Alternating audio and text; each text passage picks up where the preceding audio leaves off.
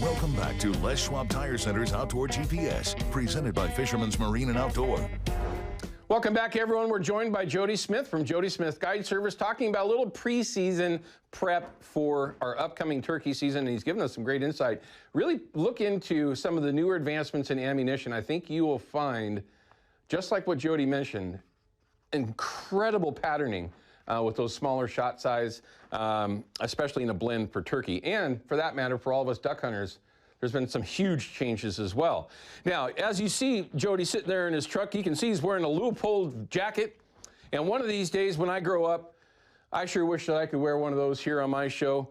That's just a poke. I'm hoping that that might help someday. But I want to talk about that. You need to have the ability to scout without interfering with the turkeys prior to the season, right, Jody? What do you like to do? Are you getting up and glassing from high vantage points with long glass, or are you on the ground right where the birds are with your binos? What are you doing? I'm in Western Oregon, so a lot of places 100 yards is about the max you can see. But if it's at all possible, there's no advantage to being 50 yards from turkeys to scouting. You can do as much from a half a mile. So if I can get up on the hill, check the spot and scope, kind of see their travel paths, make sure they're roosting in the same place that they have in years past, and just kind of check that out. That's as close as I get to them. I probably use my spot and scope in turkey season as much as I do in elk and deer. Okay. That's why I asked the question, because it is important. You don't want to booger up your area that you're going to be spending your time. And it's easy to do. Turkeys you might think are dumb, everyone. And in some cases they are. But overall, they're not. They're going to pay attention, especially if you bump them hard. All right, let's talk about camo and decoys, all right? Obviously, these birds are well known for basically having binoculars for vision. It's a true thing. It's a real thing. I've been busted with my ring on my finger. I know it was the glare off my ring that cost me an opportunity with Jody, by the way.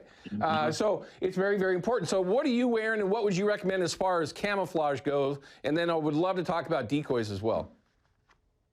For camouflage, I don't think color is important. I think it's just breaking up your pattern. I'm a Sitka guy, and it doesn't leak.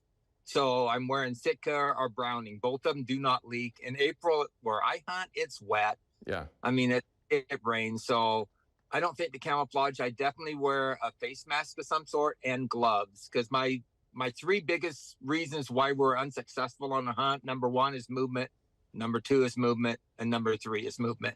I mean, they have 8-power vision, but they have what they call monocular vision. So they have no depth of field. So they're constantly moving their head from side to side to try to get a view. And they can pinpoint a sound from a half a mile away. And if you only call once, they'll walk to you. They can pinpoint that sound so much. So if you're talking, moving, or anything, they've seen you. Great advice. You can get busted 100 yards, 200 yards, 300 yards out, everyone. It's pretty unfortunate, especially when you're like me and you're not very cat-like. All right, decoys. I know you hunt some of the best decoys. What are you using this year? AVNX for the last 2 years. The Dave Smith are very good decoys, and so are the AVNX. The AVNX are a little bit smaller, a lot easier to pack, and I've had just as good a luck with them. And they're so much easier to pack because they're just that little bit. Like I use a full strut tom and a hen almost on every single decoy with a real tail fan. So that's my go-to setup 90% of the time, unless we're running and gunning and happen to bump them as we're going from point A to point B or something like that. And then we won't even use a decoy. And all of your birds, pretty much, I mean, maybe not all of them, they fall to a decoy spread where you're calling them in. Is that correct?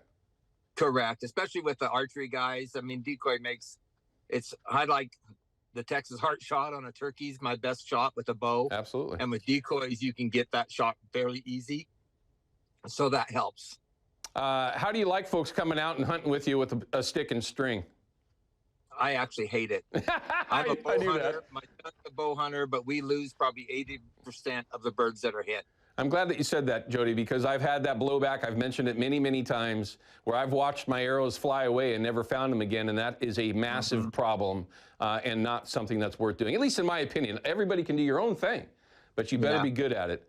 Go ahead. I've lost a lot less elk than I have turkeys with bow hunters. Yeah, wow. I mean, that says something all by itself. I mean, shooting a second string is my favorite thing to do. I hope that everyone at least has watched the show long enough to know that that's my thing when I'm hunting, when I'm not hunting ducks, that is. But turkey, that's not an option. I've learned the hard way there. Jody, I'm out of time, but thank you very much for spending some time with us from Utah. I do have one last question, though. Which afternoon do I get to come out and jump in one of your blinds after your client's done?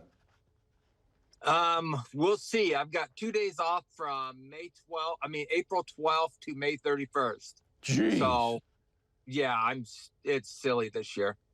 So we'll see what it looks like if I can get done. I have so many out-of-state clients this year that they booked like 2 days or 3 days, but they only want one bird. Right.